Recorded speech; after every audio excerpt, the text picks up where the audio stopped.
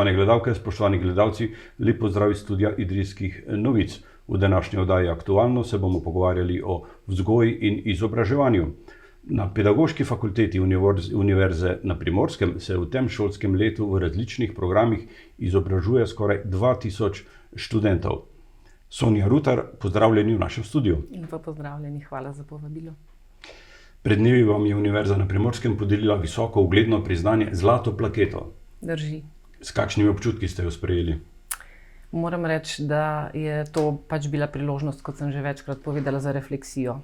Sem hvaležna predlagateljem za to izkazano priznanje oziroma pripoznanje dela, ampak nagrade so vedno priložnost za refleksijo.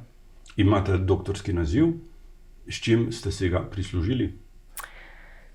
Mislim, da sem se kar celo življenje ukvarjala, tudi zdaj v tem času, v podoktorskem času, predvsem z načelom participacije otrok v vzgoji. Na začetku me je zanimala predvsem komunikacija, potem izkustveno učenje in v končni fazi sem pravzaprav izpeljala načelo participacije, ki ga je mogoče uresničevati praktično na vseh področjih. Konvencija o otrokovih pravicah nekako nakazuje in pričakuje, da imajo otroci možnost izražati svoj glas. No, zdaj se je izkazalo da to ni pričakovano oziroma potrebno izpostaviti samo na nižjih stopnjah izobraževanja, pa tudi seveda na visokošolskih ravnih. Ravnokar urejamo monografijo z področja visokošolskega izobraževanja in ugotavljamo, da še samoregulacijsko učenje pogosto ni prisotno na visokošolski ravni. Kaj pa šele participacija otrok oziroma študentov? Sedaj ste profesorica na Pedagoški fakulteti in na eni strani se ukvarjate z raziskovanjem, na drugi pa tudi s poučevanjem. Ja, težko je zagotoviti to ravnovesje, ravnotežje, zato ker pri nas imamo veliko študentov, kar pomeni, da veliko poučujemo. Vendarle, če ne raziskujemo, potem ne nastaja novo znanje in običajno študentje najraje prisluhnejo, se pravi, novim spoznanjem. Raziskovalno smo v bistvu zelo aktivni, če ne financirano, pa samostojno, se pravi, problemov in raziskovalnih vprašanj je toliko, da jih težko pravzaprav vse obdelamo. Kaj pomeni navedba, da ste nosilka predmetov na dodiplomskem in podiplomskem študiju? Nosilka predmetov. To pomeni, da v nekaterih primerih pomeni, da sem tudi sama napisala ta program, v drugih primerih pomeni, da ga tudi v celoti izvajam.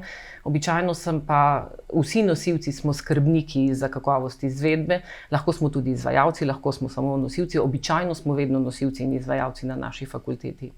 Če navedemo nekaj teh programov, ukvarjate se s predšolsko vzgojo, z edukacijskimi vedami, z inkluzivno pedagogiko, zgodnjim učenjem in tudi izobraževanjem odraslih in razvojem kariere. Spekter je zelo širok, ne? Ja, osnova je pa pedagogika. Se pravi, mogoče, če pogledava za nazaj v čas razvoja šolstva, bomo ugotovili, da smo mi bili zelo nemoderni, pa aktualni. Če pogledamo čas ne po drugi svetovni vojni, pa 1959, ko smo dobili to enotno osnovno šolo, že 1960 so v naših osnovnih šolah začeli delovati psihologi, socialni delavci, potem pedagogi in logopedi. Kar pomeni, da se je že v takratnem času začelo zavedati, da se potrebuje kompleksno znanje za to, da se pomaga vsem otrokom, ki imajo različne učne potrebe. In to so v bistvu samo različne smeri, se pravi tudi discipline, ki se razvijajo na Filozofski fakulteti in tudi na Pedagoški fakulteti. Zdaj, inkluzivna pedagogika je smer, ki se je začela najprej razvijati v drugih državah. To smo prepoznali v slovenskem prostoru, kajti običajno je bila pri nas razvita recimo specialna pedagogika. In specialna pedagogika se ukvarja predvsem z otroki s posebnimi potrebami. Inkluzivna pedagogika gleda širše, se pravi, ukvarja se predvsem z vprašanjem, kako zagotoviti individualizacijo pouka.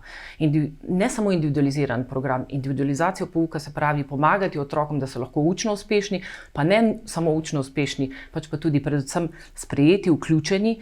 In inkluzivni pedagog bi običajno moral, se pravi, pomagati učiteljem, se pravi celotnemu kolektivu za to, da lahko uspešno poučuje. Ne gre samo za delo z otroki, gre za delo s starši, gre za delo v celotnem kolektivu. Tako da programi se razvijajo glede na prepoznane oziroma ugotovljene potrebe v okolju. Mi imamo vedno bolj raznoliko heterogeno populacijo. Ne želimo univerzalistično gledati na otroka, se pravi otrok kot vsi otroci, pač pa otroci so raznoliki. Zato so tudi potrebe po prilagajanju pouka, po slišanju, poslušanju otroka, ugotavljanju njegovih predznanj tako pomembna. In seveda znanje mora biti ustrezno, zato da lahko pomagamo otrokom pri tej učni uspešnosti. In tako se razvijajo programi, ki so počasi prepoznani v določenem okolju. Zaradi tega, ker mi smo poznali na začetku pedagoge, psihologe, zdaj se pač razvijajo novi profili, ki ustrezno, se pravi, s svojimi programi odgovarjajo na potrebe, ki se pojavljajo v okoljih. Ta stik se mi zdi zelo pomemben med vašo ustanovo in med vrtcem. Ja. Te izkušnje, ki jih tam lahko izveste, jih spoznate, lahko potem vključite v vaše programe. Brez tega povezovanja najbrž ne bi bilo uspeha. Ne. Zato, ker sama sem začela delovati najprej v vrtcu, potem sem začela sodelovati s Pedagoškim inštitutom in na Pedagoškem inštitutu smo delovali predvsem v razvojno-raziskovalnih programih. In ko deluješ v razvojno-raziskovalnih programih, delaš akcijsko, se pravi, delaš akcijske raziskave. In v akcijskih raziskavah neposredno sodeluješ, se pravi, z vzgojitelji, ravnatelji, svetovalnimi delavci. Kar pomeni, da ugotoviš, kaj določeno področje, se pravi, katera raven izobraževanja, kaj potrebuje, a ne kakšna znanja. In brez sodelovanja fakultete, univerze, se pravi, z okoljem, praktično, mislim, to je skoraj da nemogoča zadeva. Mi razvijamo pristope skupaj z vzgojitelji, mentorji v šolah, v vrtcih. To je tutorstvo. Ne, tutorstvo je nekaj drugega. Ja. K temu projektu ste pristopili leta 2007. Ja, mislim, da ja. Sploh ne vem zakaj, ampak začutila sem, da v univerzi potrebujemo inštitut tutorstva, kar pomeni osebe, torej študenta ali učitelja, ki pomaga, se pravi, se vključevati v okolje študentu. Zdaj, preliminarni rezultati raziskave, ki jo ravno kar v teku kažejo, da imajo študentje kar velike težave ob vključevanju v univerzitetno visokošolsko okolje. Zakaj? Dobeseden zapis kaže na to, da se od otrok prevečkrat pričakuje, da sedijo, poslušajo in odgovarjajo na postavljena vprašanja. Na univerzah, fakultetah se običajno pričakuje, da študentje sami postavljajo vprašanja, torej kritično razmišljajo, komentirajo, predlagajo in tako naprej. In včasih imajo študentje težave s tem. Pojavlja se tudi to, da je kar naenkrat veliko gradiva, težko se je organizirati. In ta prehod na fakultete univerze je običajno zelo naporen. In tukaj le priskočijo na pomoč najprej tutorji študentje in tutorji učitelji. Čeprav vzdušje v Kopru je najbrž bolj primorsko, mediteransko. Drži. Se pozna tudi na univerzi. Ja, to se pa res pozna. Zato, ker mi smo večkrat rekli, da na naši fakulteti ne rabimo teh formalnih tutorjev, zato ker že sama stavba vabi k temu, da se združujemo, povezujemo, da smo skupaj v vseh prostorih. Pogosto niti ne veš, kdo je učitelj, kdo je študent, ker poskušamo sodelovati v predavalnicah, izven predavalnic, tako da moram reči, da nismo zelo hladni oziroma formalni. Ja, podpisali ste več kot 100 znanstvenih in strokovnih del, člankov. 52 predavanj in gostovanj ste imeli tudi v tujini, na drugih univerzah. In 44 študentom ste bili mentorica ali somentorica pri zaključnih delih. To je že kar lep opus, ne? To pravi Sikris, Kobis. Zdaj tako je. Ljudje počnemo marsikaj. Ko se ukvarjamo s študenti, smo mentori, veliko je neformalnih, formalnih mentorstv. V veliko veselje pa mi je bilo v resnici sodelovati z mednarodnim okoljem. Ko sem začela delovati na Pedagoškem inštitutu, smo delali v mednarodnem projektu na začetku, ki je bil financiran strani Open Society Foundation. In tam smo sodelovali s približno, mislim, da na začetku že 27 državami. dobesedno direktorje posameznih teh inštitutov smo poznali osebno. Zato smo tudi poznali razmere v različnih državah. In iz tistih sodelovanj sem se pravzaprav naučila zlasti tega, da če ne sodeluješ s partnerji iz drugih držav, sebe ne poznaš. Tako da smo začeli zelo hitro navezovati stike z drugimi državami, pa ne zato, da bi tako zelo občudovali druge države, še enkrat, pač pa zato, da študentje spoznajo naš sistem izobraževanja, zato ker ko se družijo recimo študentje z belgijskimi študenti, študenti iz Finske, študenti iz Norveške, skratka Španije, Portugalske, ko ti študentje predstavijo, se pravi svoje izobraževalne sisteme, ko profesori, ko pridejo k nam to predstavijo, dobijo pravzaprav pogled študentje v življenje drugih držav, ne, in sisteme. In običajno se izkaže, da imamo mi dejansko enega izmed najboljših ali najboljših sistemov predšolske vzgoje na svetu. Se zgodi kdaj, da pridajo tuji profesori k vam vprašati, kako bi vi rešili nek problem? Ja, seveda. Stalno delamo, se pravi, skupaj raziskujemo, pišemo članke, drug od drugega se učimo. No. Ta vpetost v ta svetovni evropski prostor je najbrž sila dragocena. Ja, zlasti zato, ker zelo dobro vprašanje. Namreč gre za to, da se sama v zadnjih letih predvsem bojim tega, da bi pozabili oziroma spregledali, v kakšnih razmerah živimo in kakšne možnosti imamo. To, da imajo naše mame porodniški dopust 1 leto, ne, v Belgiji pa nekaj tednov, je nepredstavljivo. Ne. To, da morajo recimo belgijski otroci pri 3 mesecih v vrtec in to v vrtec, kjer so manj izobraženi vzgojitelji oziroma skoraj da neizobraženi, je za nas nepredstavljivo. To, da otroci recimo gredo najprej v daycare center, se pravi v centre, kjer se varuje otroke in potem v predšolsko ustanovo in potem ob 12 spet v drugo ustanovo, je za nas nepredstavljivo. Torej, če v bistvu spoznamo sisteme v drugih državah, začnemo pravzaprav ceniti naš sistem. Še enkrat, tile sistemi, ki jih imamo danes vzpostavljene, so se razvijali v 60-ih, 70-ih letih, napake pa niso bile storjene 96. leta, ko so se krovni zakoni oblikovali. Takrat je bilo v slovenskem prostoru ogromno znanja. In danes, ko ljudje odhajajo v penzije, se lahko zgodi, da ne bi vedeli, zakaj se je določena stvar tako nastavila, kot se je. Mi imamo, recimo, če pogledamo predšolsko izobraževanje, mi imamo enovit in celovit sistem. Kaj to pomeni? To pomeni, da je varovanje, skrb, izobraževanje integrirana v programu.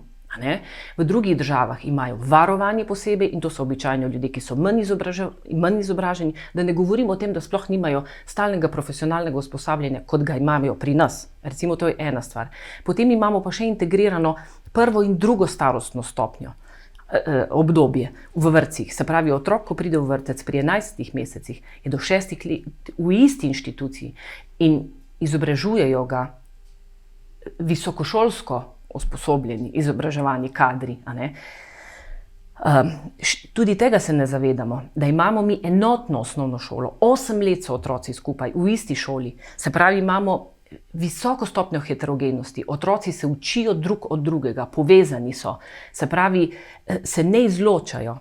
To je dragocenost, ki se je ne zavedamo. Pa še eno stvar se ne zavedamo, da imamo mi 3 izobraževalna obdobja. Prvo izobraževalno obdobje, prve 3 leta. Drugo izobraževalne obdobje od 4. do 6. razreda in potem od 7. do 9. Otroci ne vedo, da prehajajo med izobraževalnimi obdobji. To je izpeljano na tak način, da so otroci skupaj učeči se skupnosti v šoli. Če se tega ne bomo zavedali, kaj imamo, se lahko zgodi, da to porušimo. Oziroma, da ta sistem, ki deluje in strokovnjaki prihajajo iz drugih držav k nam in sprašujejo, kako vam je to uspelo. Recimo najbolj ugleden profesor iz Londona, Peter Moss, je rekel, kako vam je uspelo, da vi sedite skupaj za mizo, vzgojitelji, učitelji, srednješolski učitelji, univerzitetni profesori, raziskovalci in se pogovarjate o isti temi. Za nas je to samoumevno. Pri nas so recimo vzgojitelji, učitelji na mednarodnih konferencah poslušajo raziskave, sami raziskujejo. Tega v prostoru, mednarodnem prostoru skoraj da ni.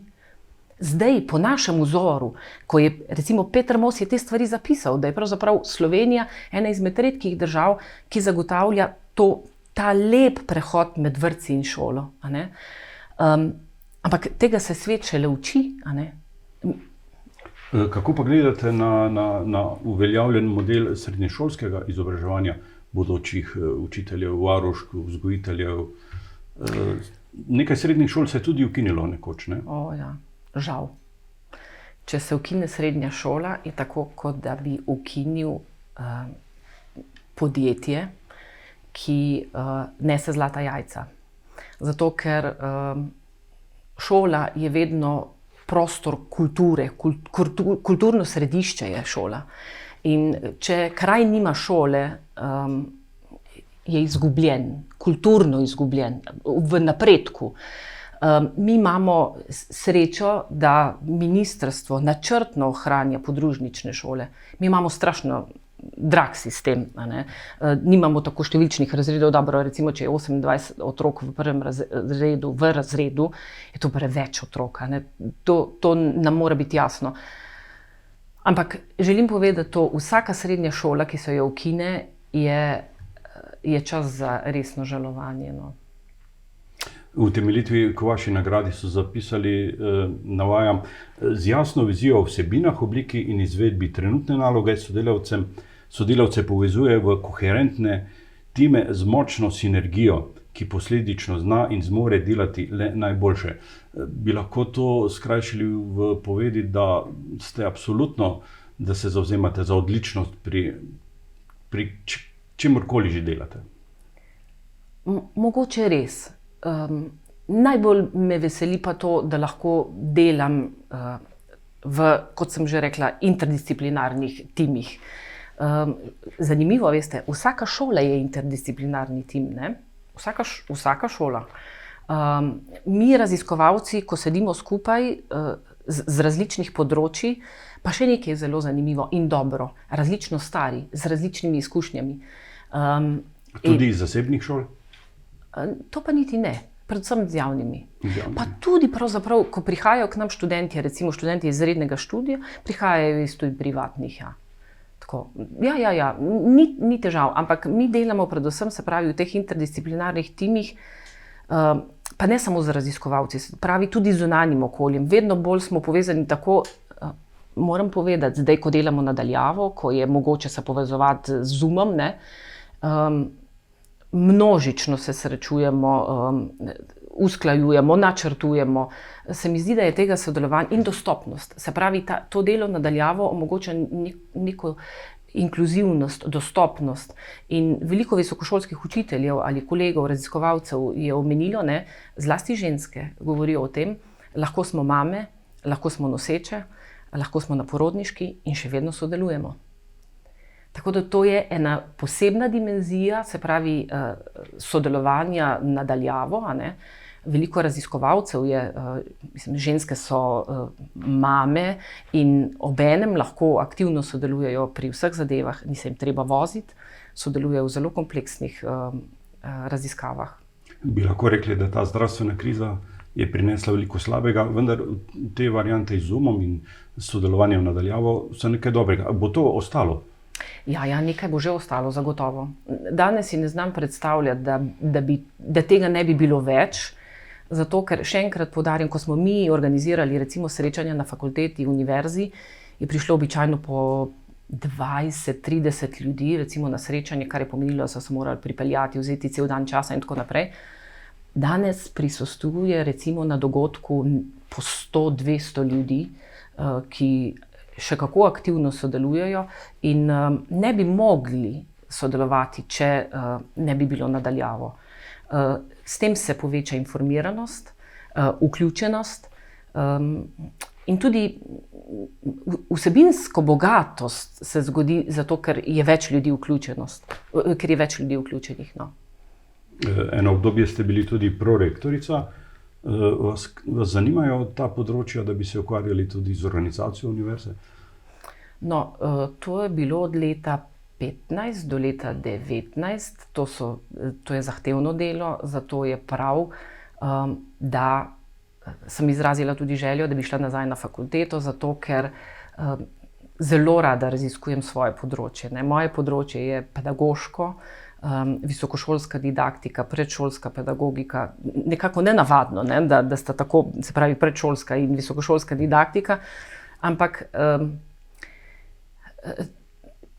ravno pri visokošolskem poučevanju pravzaprav dobiš otroke iz raznolikih okolij, in to predšolsko obdobje je najpomembnejše za celoten razvoj družbe.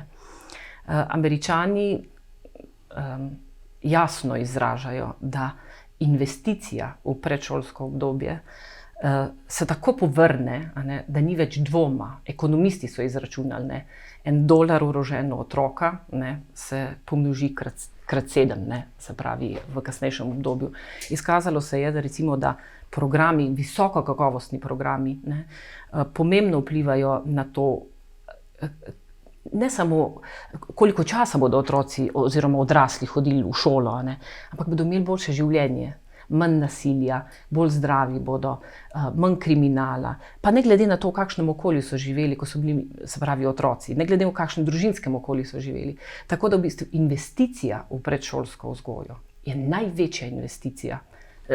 Skratka, ti ljudje bodo čez 15-20 let na fakultetah, in če ne bodo imeli v bistvu tega obdobja res kakovostnega, tudi kasneje ne bodo mogli biti v bistvu uspešni.